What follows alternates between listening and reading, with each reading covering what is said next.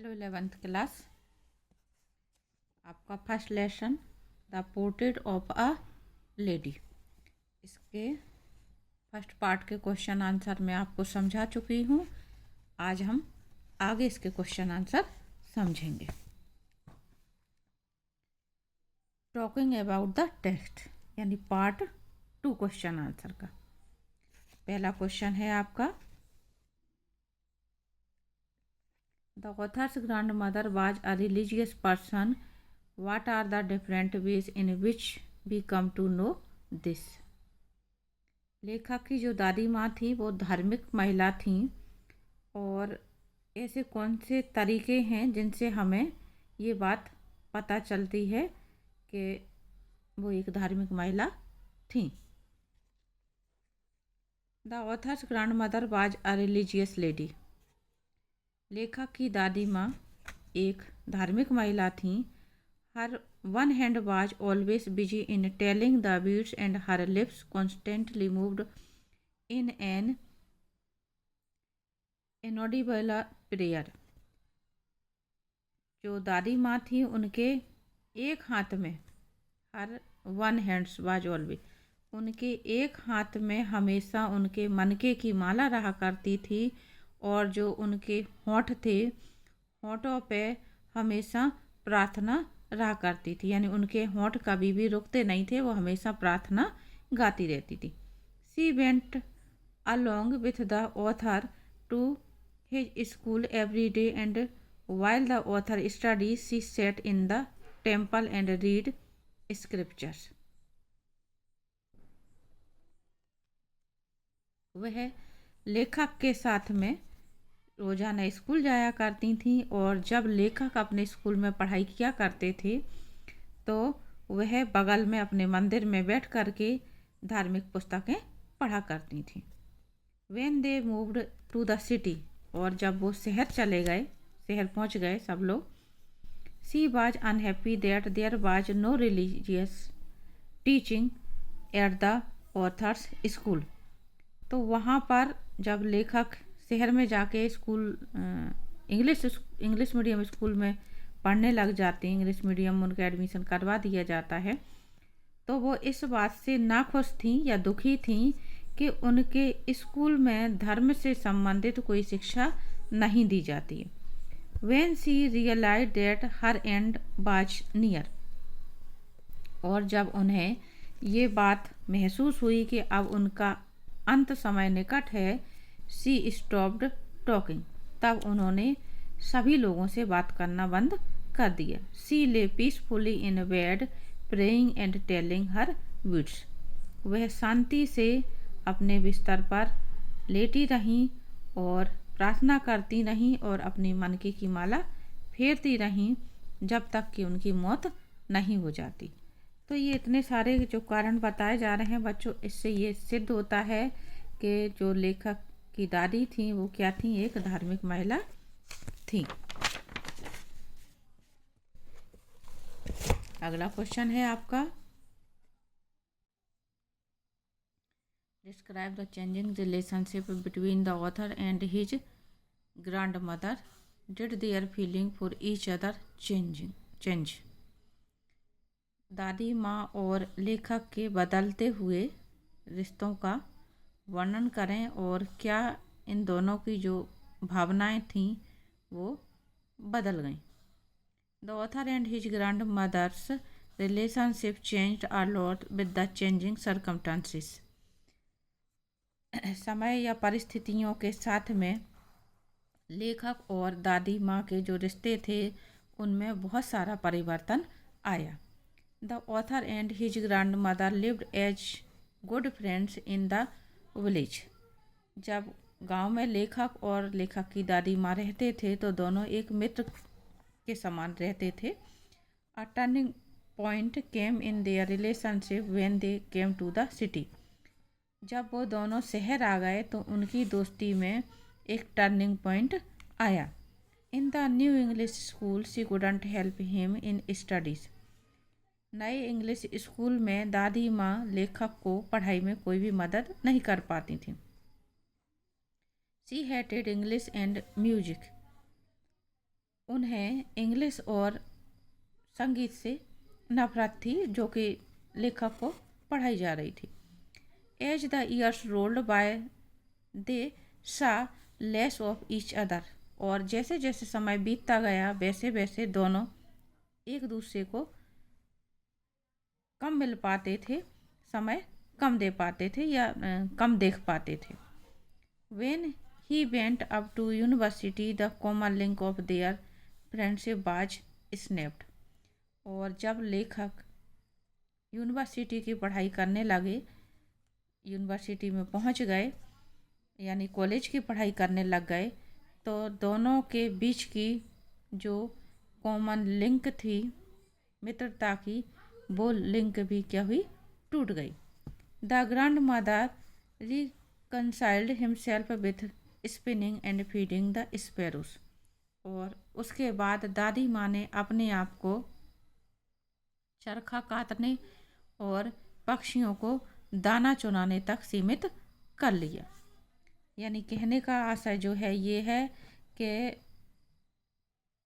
जब लेखक यूनिवर्सिटी की पढ़ाई करने लगते हैं यानी कॉलेज में पढ़ने लगते हैं, तो उन्हें अलग रूम दे दिया जाता है और दादी माँ के साथ में उनका जो अब संपर्क था वो भी टूट जाता है और दादी माँ अब अकेली रह जाती हैं। अकेले रहने के कारण वो अपना समय चरखा काटने में और पक्षियों को दाना चुनाने में व्यतीत करने लग जाती।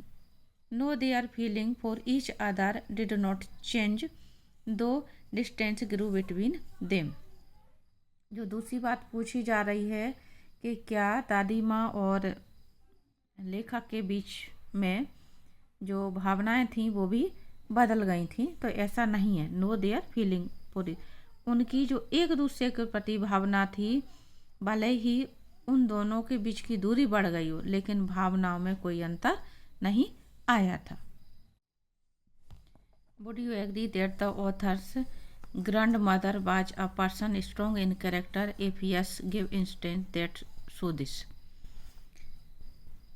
क्या आप इस बात से सहमत हैं कि लेखक की दादी ग्रैंडमदर, लेखक की दादी माँ चरित्र की एक मजबूत महिला थी, स्ट्रॉन्ग इन कैरेक्टर, चरित्र की एक मजबूत महिला थी, और इसके लिए आप कुछ उदाहरण दीजिए। यानी ये बताने के लिए कि दादी माँ चरित्र की एक मजबूत महिला थी। Yes, the author's grandmother was a person of strong character. मेरे मत में कि दादी माँ जो थी वो काफ़ी स्ट्रॉन्ग महिला थी, यानी चरित्र से एक मजबूत महिला थी। Though she had no proper schooling and was not formally educated, but she was serious about the author's education. यद्यपि दादी माँ बहुत ज़्यादा पढ़ी लिखी नहीं थी, फिर भी उन्हें जो एजुकेशन है, शिक्षा है, उसका सही ज्ञान था और वो लेखक की पढ़ाई के प्रति और शिक्षा के प्रति सीरियस थी, गंभीर थी। The grandmother was a kind and benevolent lady in the village. दादी माँ जो थी वो एक दयालु महिला थी। In the village she used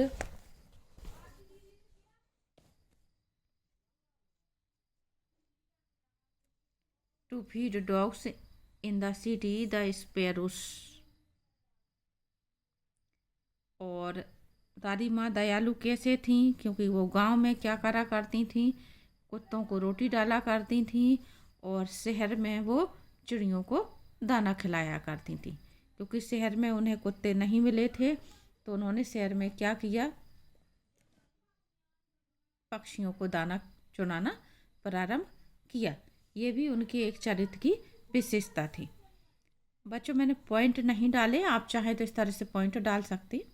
अगला, she was a strong woman who adapted herself to any new challenging situation.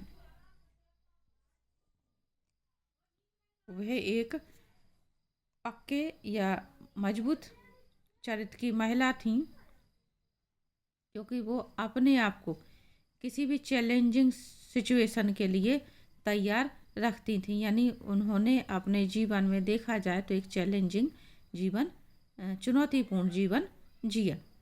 वो किसी भी चुनौती का सामना कर सकती थी। Whatever change came into her life, she accepted them calmly. उनके जीवन में जो भी परिवर्तन आए, उन परिवर्तनों को उन्होंने क्या करा, शांति से स्वीकार किया।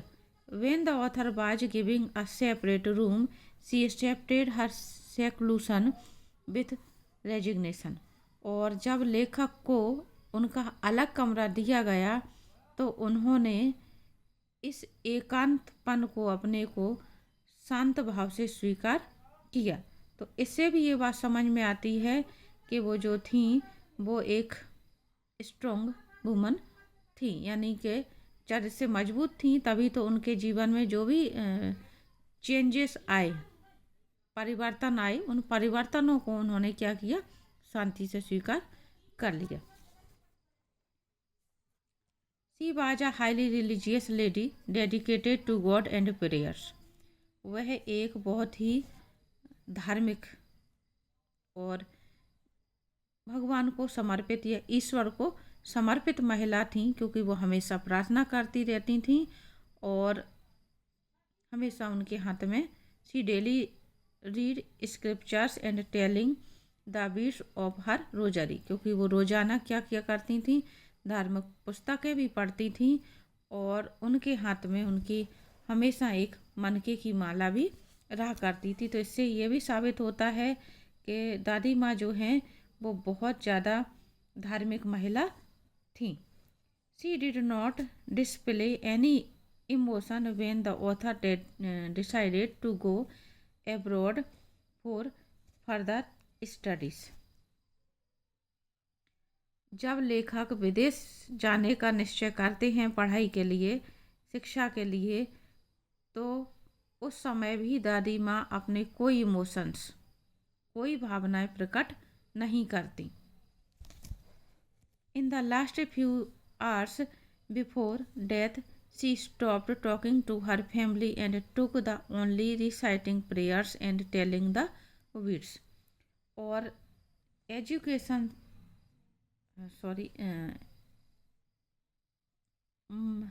उनकी मृत्यु से पहले या अंतिम समय से पहले, मौत से पहले, उन्होंने अपने परिवार वालों से, परिवार के सभी सदस्यों से बात करना बंद कर दिया और वो सिर्फ उस समय प्रार्थना करना चाहती थीं और अपनी माला फेरना चाहती थीं। तो ऊपर ये जो इतने सारे उदाहरण बताए जा रहे हैं, इन सब बातों से ये सिद्ध होता है कि दादी माँ जो हैं वो एक स्ट्रॉन्ग कैरेक्टर की महिला थी। ये जो मैंने इतनी सारी दिए हैं, आप चाहें तो इनको पॉइंटों में लिख सकते हैं। अगला question, have you known someone like the author's grandmother? Do you feel the same sense of loss with regard to someone whom you have loved and lost? क्या आप ऐसे किसी व्यक्ति को जानते हैं जो लेखक की दादी माँ के समान था? और do you feel the same, क्या आप उसी प्रकार से उनके जाने के बाद दुख महसूस करते हैं? जो भी आपका whom you have loved and lost, जिसको आप प्यार करते थे और जिसको आपने खो दिया है, यानी क्या आपका भी कोई दादी माँ के समान ऐसा प्यारा था जिसकी मौत के बाद आपको दुख हो? कहने का जो आशा है, yes I remember my grand mother with love and respect. हाँ, मुझे भी मेरी दादी माँ उसी प्यार और सम्मान के साथ में याद आती हैं। She was also an affectionate, kind hearted, benevolent and caring lady. वह भी, यानी मेरी दादी माँ भी बहुत ही स्नेह करने वाली, दयालु हृदय वाली और बहुत ही केयरिंग यानी देखभाल करने वाली औरत थी, परवाह करने वाली औरत थी। She had boundless love for me, और उनका मेरे प्रति जो प्रेम था वो असीम था, यानी जिसकी कोई सीमा नहीं है, यानी बहुत ज़्यादा प्यार करती थी। मैनी अ टाइम से she use to tell me bedtime stories. कई बार वो मुझे अपने बुरे समय की कहानियाँ सुनाया करती थीं। That were mostly related to God and scriptures.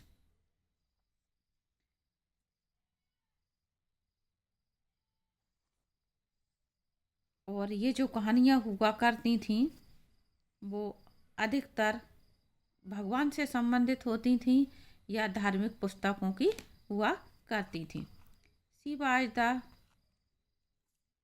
Firm believer of God. वह भगवान में पक्का भरोसा रखती थीं। हर lips always moved in prayer. और उनके जो होंठ हैं वो हमेशा प्रार्थना में लीन रहते थे, यानी प्रार्थना उनके होंठ हमेशा गाते रहते थे। She laid stress on good habits and character building.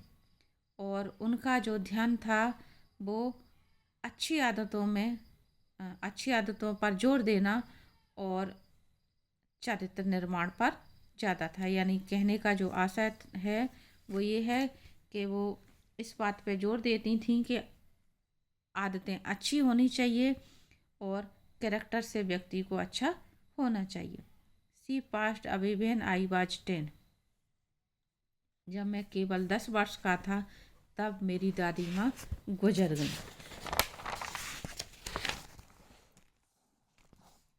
Years old. I really felt very sad. मुझे वास्तव में उस समय बहुत दुख हुआ। I really miss her a lot but her memories are still fresh in my mind. मैं उन्हें बहुत मिस करता हूँ, याद करता हूँ। उनकी कमी मुझे बहुत महसूस होती है, लेकिन उनकी जो यादें हैं वो मेरे दिमाग में आज भी ताज़ा रहती हैं। आगे बच्चों आएगा आपका talking about language part 3। Which language do you think the author and his grand mother used while talking to each other. आपका क्या विचार है, लेखक और दादी माँ आपस में जब बातचीत करते होंगे तो कौन सी भाषा में बात करते होंगे। As the author Khushwant Singh belonged to Punjab, the language used by them might be their mother tongue Punjabi. मेरा जो मानना है वो ये कि लेखक जो खुशवंत सिंह इस the portrait of lady lesson के जो लेखक हैं वो एक पंजाब के रहने वाले हैं, पंजाबी हैं। और पंजाब की जो मातृभाषा है या कहें पंजाबियों की जो मातृभाषा है वो क्या है, पंजाबी है। तो ये हो सकता है कि लेखक निश्चित रूप से अपनी दादी माँ से जो बात करते होंगे वो पंजाबी भाषा में ही बात करते होंगे। Which language do you use to talk to elderly relative in your family. आप अपने घर परिवार में बड़ों से जब बात करते हैं तो किस भाषा में बात करते हैं। बच्चों ये जो आपका आंसर है आपकी परिस्थिति के अनुसार ये चेंज हो सकता है। आपके घर परिवार या क्षेत्र के अनुसार आप जिस भाषा में बात करते हो उस भाषा में यहाँ पे लिखेंगे। मैंने अपने अनुसार इसको लिखा है। I usually talk to my parents and grand parents in Hindi. जो मैं यहाँ पे आपको हिंदी शब्द कह रही हूँ, हिंदी की जगह पर आप अपने घर पर अपने दादी माँ बड़ों से जिस भाषा का प्रयोग करते हो उस शब्द को यहाँ पे लिख सकते हैं। मान लो आप भी अगर पंजाबी हैं और पंजाबी भाषा यूज करते हैं तो यहाँ पे पंजाबी लिखेंगे। अगर आप गुजरात के हैं, गुजराती में बात करते हैं तो यहाँ गुजराती लिखेंगे। अगर आप महाराष्ट्री हैं तो यहाँ पे मराठी लिखेंगे। तो इस तरह से आपका ये जो आंसर है आपके अनुसार थोड़ा सा चेंज हो जाएगा। बाकी ये शब्दों को आप इसी तरह से यूज कर सकते हैं। हिंदी की जगह आपको भाषा चेंज कर लेनी। As it is our mother tongue, ये मैंने अपने अनुसार लिखा है कि आई यूजुअली टॉक टू मैं अपने माता पिता और दादी माँ और दादा दादी से जो है हिंदी में बात करता हूँ या करती हूँ, as it is our mother tongue, क्योंकि ये हमारी मातृभाषा है। How would you say dilapidated drum in your language? dilapidated drum का आपकी भाषा में क्या मतलब है? In our language a dilapidated drum means फटा पुराना ढोल। जो हमारी भाषा में इसका मतलब है वो है फटा पुराना ढोल, यानी जो ढोलक पुरानी हो जाती है या फट जाती है तो दादी माँ को कुछ नहीं मिलता है उस समय। उन्हें इतनी खुशी होती है अपने नाती के आने की कि वो फटे पुराने ढोल को ही लेकर के पीटना शुरू कर देती हैं और गाना गाना शुरू कर देती। तो वहाँ पे ये शब्द आया है आपका। आगे, can you think of a song और a poem in your language that talks of homecoming? ये आंसर भी बच्चों आपकी परिस्थिति के अनुसार बदल जाएगा। मैंने ये अपने अनुसार लिखा है। ये इसमें ये कहा जा रहा है कि आपको भी ऐसी कोई पोयम यानी कविता या ऐसा कोई गीत याद है जो उस समय गाया जाता हो जब कोई घर वापस आता है। घर कोई वापस आता है यानी जिसे कभी कोई सेना में से घर वापस आया, रिटायर होके आया, या फिर कहें कि युद्ध में विजय होके आया, या कुछ बहुत बड़ा काम करके बहादुरी का, वीरता का, तो उस समय जब गाए जाते हैं, यानी किसी के घर आने के समय पे जो गीत गाए जाते हैं, जैसे कि दादी माँ लेखक के विदेश से लौटने पर गीत गाती हैं, तो उसका यहाँ जिक्र करा जा रहा है।